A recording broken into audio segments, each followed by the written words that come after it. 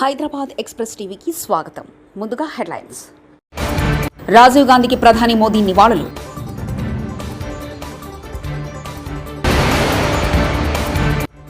అల్లర్లపై seat దర్యాప్తు కాలక్షేపం చేసినట్లుగా ఉంది సిపిఐ నేత నారాయణ.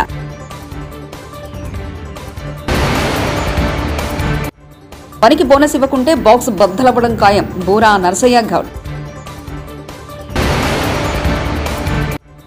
సన్న బియ్యానికి 500 బోనస్ అనలేదు, ఆందోళన అవసరం లేదు మల్లుబట్టి విక్రమార్క. దివంగత రాజీవ్ గాంధీ 33వ వర్ధంతి సందర్భంగా ఆయనకు ప్రధాని మోదీ నివాళులర్పించారు. వర్ధంతి సందర్భంగా మన మాజీ ప్రధాని రాజీవ్ గాంధీకి నా నివాళులని ట్వీట్ చేశారు. కాగా రాజీవ్ గాంధీ 1984-89 మధ్య ఇండియాకు ప్రధానిగా పనిచేశారు. 1991లో తమిళనాడులో శ్రీ పెరందూరులో ఎల్టీటీఈ ఉగ్రవాదుల చేతిలో హత్యకు గురయ్యారు.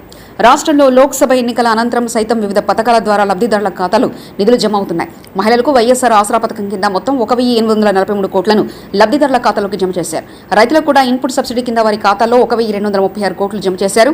ఈబీసీ నేస్తం కింద అగ్రవర్ణ పేదలకు 629 కోట్లను విడుదల చేసినట్లు అధికారులు వెల్లడించారు. తెలంగాణలో బీఆర్ఎస్ పార్టీ రాష్ట్ర ప్రజలను తప్పుదోవ పట్టించే ప్రయత్నం చేస్తుందని ఉప ముఖ్యమంత్రి మల్లు బట్టి విక్రమార్క అన్నారు. ఈ క్రమంలో వరి కొనుగోలు విషయంలో రైతులు ఎలాంటి ఆందోళన చెందాల్సిన అవసరం లేదని ఆయన స్పష్టం చేశారు.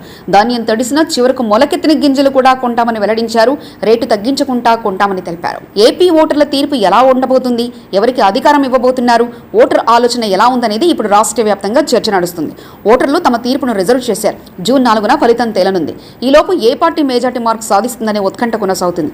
175 నియోజకవర్గాలున్న ఆంధ్రప్రదేశ్లో 28 స్థానాల్లో విజయం సాధిస్తే అధికారం దక్కుతుంది. ఎన్డీఏ కూటమి మేజార్టీ సీట్లు సాధిస్తుందా, వైసీపీ అధికారంలోకి వస్తుందా అనే విషయంలో ఓటింగ్ ముగిసి వారం రోజులు పూర్తయినా క్లారిటీ రావడం లేదట. ఓవైపు ఇప్పటికే ప్రజాభిప్రాయం సేకరించిన సర్వే సంస్థలు మాత్రం కూటమి వైపు ప్రజలు మొగ్గు చూపుతున్నారనే విషయాన్ని స్పష్టం చేస్తున్నారు. తెలంగాణ ప్రభుత్వ తీరును బీజేపీ నేత బూరా నరసయ్య గౌడ్ తప్పుపట్టారు. వారికి బోనస్ ప్రకటన గురించి ప్రధానంగా ప్రస్తావించారు. సన్న వడ్లకే బోనస్ ఇస్తామనడం సరికాదని అభిప్రాయపడ్డారు. అన్ని రకాల వడ్లకు బోనస్ ఇవ్వాలని సూచించారు. లేదంటే బాక్స్ బద్దలవడం ఖాయమని హెచ్చరించారు. రైతులతో పాటు విద్యార్థులకు తెలంగాణ ప్రభుత్వం మోసం చేసిందని బూరా నరసయ్య మండిపడ్డారు. విద్యార్థుల ఫీ రిజర్మెంట్ బకాయి ఎందుకు విడుదల చేయలేదంటూ అడిగారు. కాంట్రాక్టర్లకు చెల్లించేందుకు 4,000 కోట్లు ఉంటాయి, ఫీజు రియంబర్స్మెంట్ మాత్రం చెల్లించరా అంటూ మండిపడ్డారు. పేదలకు చేసిన చికిత్సకు సంబంధించి 1,400 కోట్ల ఆరోగ్యశ్రీ బకాయి కూడా పెండింగ్ లో ఉందని ధ్వజమెత్తారు. ఉద్యోగుల డీఏను విడుదల చేయాలని, పీఆర్సీ ప్రకటించాలని తెలంగాణ ప్రభుత్వాన్ని బూరా నరసయ్య గౌడ్ డిమాండ్ చేశారు. నమ్మక ద్రోహం చేస్తే వారి యొక్క రాజకీయ భవిష్యత్తు అంధకారం అవుతుంది. ఎందుకంటే సీఎం పదవి పర్మనెంట్ కాదు. గతంలో ఉన్న ముఖ్యమంత్రి గారు కూడా నేను చెప్పడం జరిగింది, పదవులు పర్మనెంట్ కాదు, మనం చేసే పనులే పర్మనెంట్. ప్రజలు మనం గుర్తుంచుకునేది మనం చేసే పనుల వల్లనే గుర్తుంచుకుంటారు, కానీ కేవలం పదవులు పర్మనెంట్ కాదు. ఈరోజు ఒకళ్ళు ఉంటే రేపు ఇంకోళ్ళు వస్తారు. కానీ చరిత్రహీనులైతే, నమ్మక ద్రోహం చేస్తే, మేనిఫెస్టోలో ప్రజలకు హామీ ఇచ్చి దాన్ని అమలు చేయకుండా ఉంటే ఎట్లా గెలిచినాము కదా, వాళ్ళు చేసేది ఏమున్నది, 5 సంవత్సరాలు మమ్మల్ని వారి భాషలో చెప్పాలంటే పీకేదేముంది అని అనుకుంటే చాలా తప్పు. గతంలో కూడా చాలామంది ముఖ్యమంత్రులు ఇట్లా అనుకొని కాలగర్భంలో కలిసిపోయారు. అందుకొరకు మీ ద్వారా వారికి ప్రత్యేకించి కొన్ని ఇష్యూస్, బర్నింగ్ ఇష్యూస్ వాళ్ళ ముందరికి తీసుకురావడం జరుగుతుంది. బొల్లారం కంటోన్మెంట్ ఆసుపత్రిలో చికిత్స కోసం వచ్చిన 2 పేషెంట్లపై ద్వారం వద్ద ఉన్న ఓ చెట్టు కూలడంతో వ్యక్తి మృతి, అతని భార్యకు గాయాలు.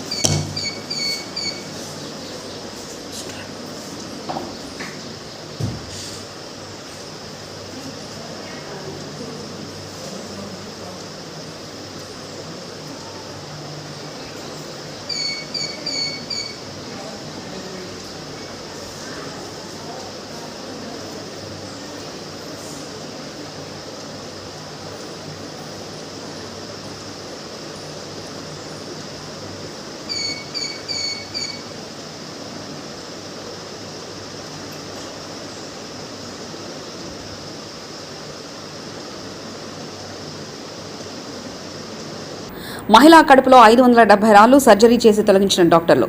అంబేద్కర్ కోనసీమ జిల్లా అమలాపురంలో ఓ మహిళ గోల్డ్ స్టోన్ సమస్యతో తీవ్ర ఇబ్బంది పడుతుండటంతో ఆసుపత్రిలో జాయిన్ కాగా వైద్యులు సర్జరీ చేసి కడుపులో నుంచి 570 రాళ్లు తొలగించారు. ఛత్తీస్గఢ్ పికప్ వాహనం వాగులో పడిపోవడంతో మొత్తం 19 మంది మరణించగా 3 గాయపడ్డారు. వాహనంలో మొత్తం 36 మంది ప్రయాణిస్తున్నారు. ఎఫ్ఐఆర్ నమోదు చేశారు. దర్యాప్తు జరుగుతుందని కవర్ధా ఎస్పీ అభిషేక్ పల్లవ్ తెలిపారు. 18 महिलाओं और 1 पुरुष टोटल 19 लोगों की जान चली गई है. 3 जो है इंजर्ड हैं, जिनको की जिला अस्पताल जो है भेजा गया है. टोटल पिकअप में 36 लोग बैठे हुए थे. 12 लोग कूद के बचने में सफल रहे हैं. किन कारणों से एक्सीडेंट हुआ उसकी जांच जो है की जा रही है. पुलिस ने फिर प्रथम दृष्टया एफआईआर जो है रजिस्टर कर लिया है और अग्रिम कार्रवाई की जा रही है. ఎన్నికల కమిషన్ పెట్రోల్ బంకుల్లో లూజుగా పెట్రోల్ డీజిల్ విక్రయాలను నిలిపివేస్తూ ఇచ్చిన ఆదేశాలు ఆక్వా రైతుల పాలిట శాపంగా మారింది. చేపల చెరువులో చేపలు రొయ్యలకు ఆక్సిజన్ అందించేందుకు డీజిల్ వాడకం ఎక్కువగా ఉంటుంది. అయితే ఈసీ ఆదేశాలతో బంకుల్లో లూజుగా డీజిల్ ఇవ్వకపోవడంతో ఆక్వా రైతులు తమ పంటకు ఆక్సిజన్ అందక తీవ్ర నష్టం వాటిల్లుతుందని ఆవేదన వ్యక్తం చేస్తున్నారు. ఉద్యోగినితో ఎవరూ మాట్లాడొద్దంటూ డీఓ హుకుం. 20 రోజులుగా నేలపై కూర్చుంటున్న ఉద్యోగిని.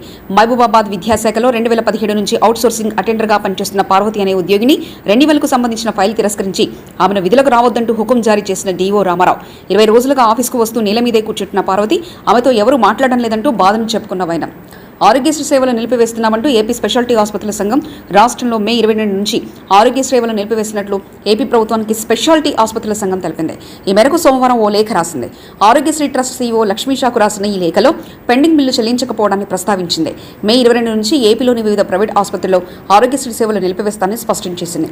గత ఏడాది ఆగస్టు నుంచి ఉన్న 1500 కోట్ల పెండింగ్ బిల్లులు చెల్లించాలని విజ్ఞప్తి చేసింది. హింసాత్మక ఘటనపై ఏపీ డీసీపీకి సీట్ నివేదిక 150 పేజీల నివేదికను డీసీపీకి ఇచ్చిన సీట్ షేఫ్. తిరుపతి, పల్నాడు, తాడిపత్రిలో దర్యాప్తు చేసిన సీట్ 2 రోజుల పాటు విచారణ జరిపిన సీట్.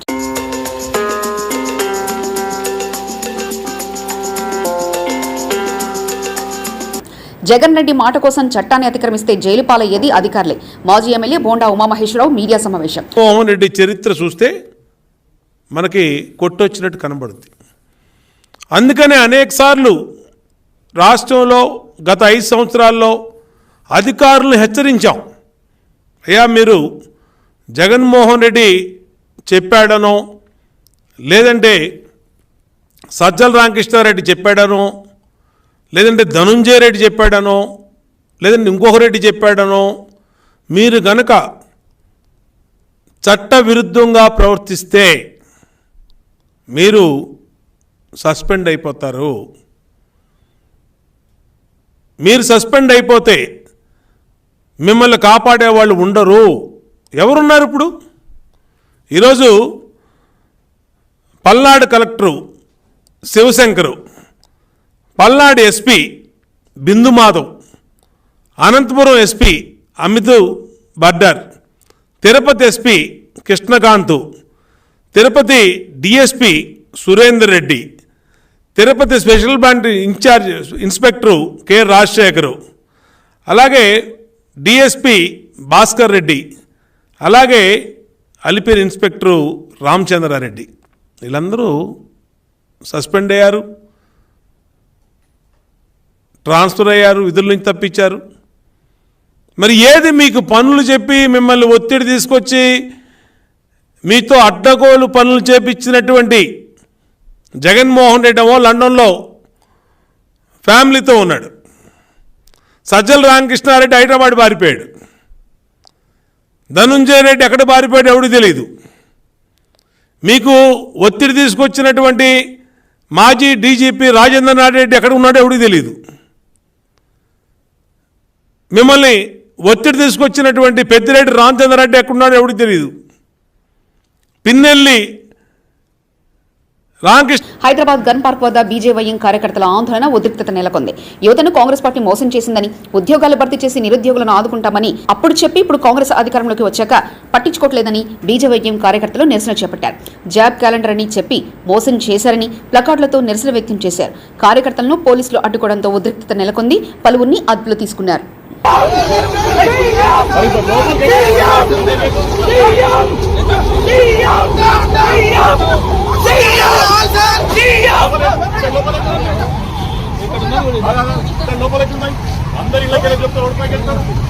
ప్రభుత్వం వచ్చిన తర్వాత 100 రోజుల్లో నిరుద్యోగులకి 4016 నిరుద్యోగ గుర్తిస్తా ఉన్నారు.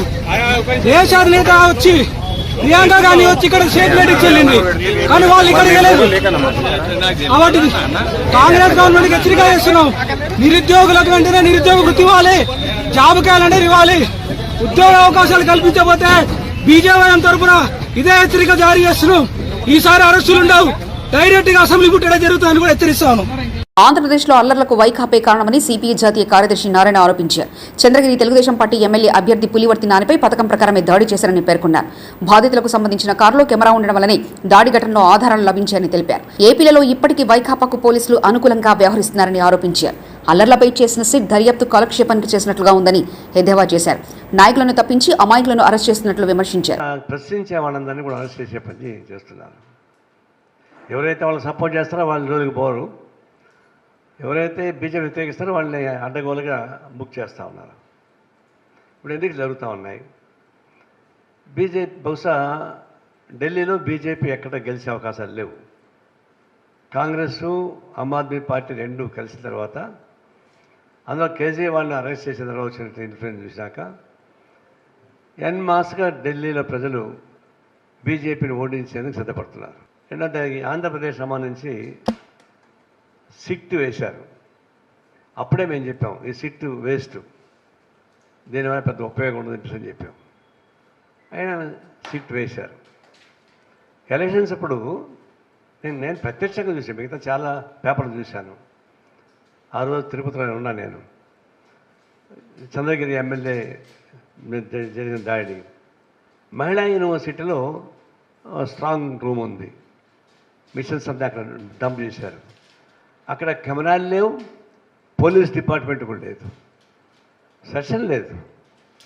మా పార్టీ వాళ్ళు అంటే ఎన్నికల ఆఫీసర్లు మాత్రం ఉన్నారంతే, నో సెక్యూరిటీ.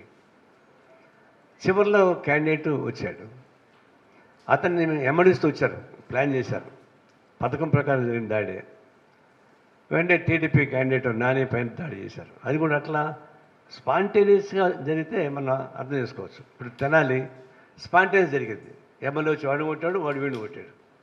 బట్ ఇది పథకం ప్రకారం రాడ్లు కత్తులతో పాటు సమిటి తీసుకొచ్చి అతని మీద దాడి చేశారు.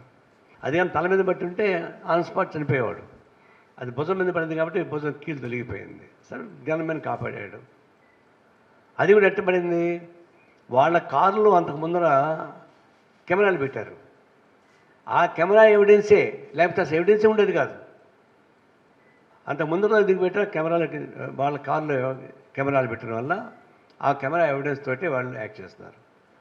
అంటే దీన్ని బట్టి స్ట్రాంగ్ రూమ్ ఉన్న చోట పోలీసులు పెట్టకపోవడం, కెమెరాలు పెట్టకపోవడం, వాళ్ళు క్యాండిడేట్ కారులో నుంచి ఫోన్ చేశాడు పోలీసులకి, వాళ్ళు రాలే, 45 minutes రాలేదు. ఇది ఒక విధంగా పథకం ప్రకారం వాళ్ళు దాడి చేస్తే పోలీసులు చూసి చూడకుండా ఉన్నమాట వాస్తవం.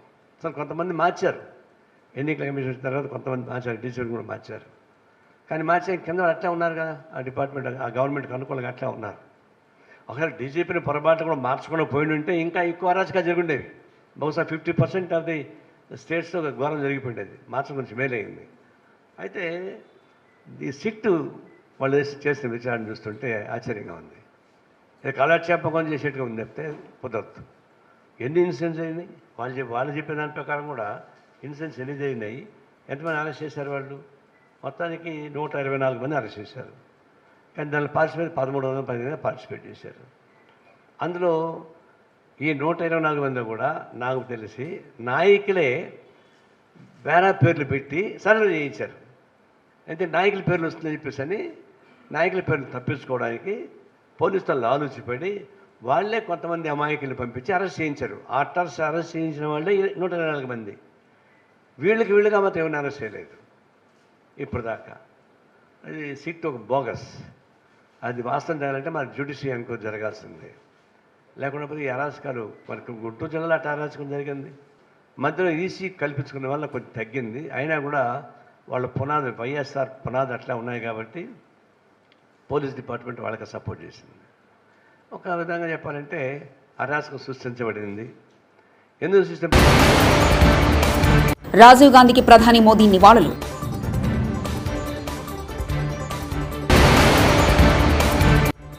అల్లర్లపై సిట్ దర్యాప్తు కాలక్షేపం చేసినట్లుగా ఉంది సిపిఐ నేత నారాయణ.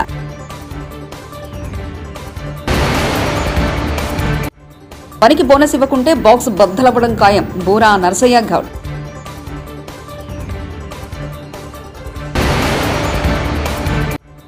సన్న బియ్యానికి 500 బోనస్ అనలేదు. ఆందోళన అవసరం లేదు. మల్లుబట్టి విక్రమార్క.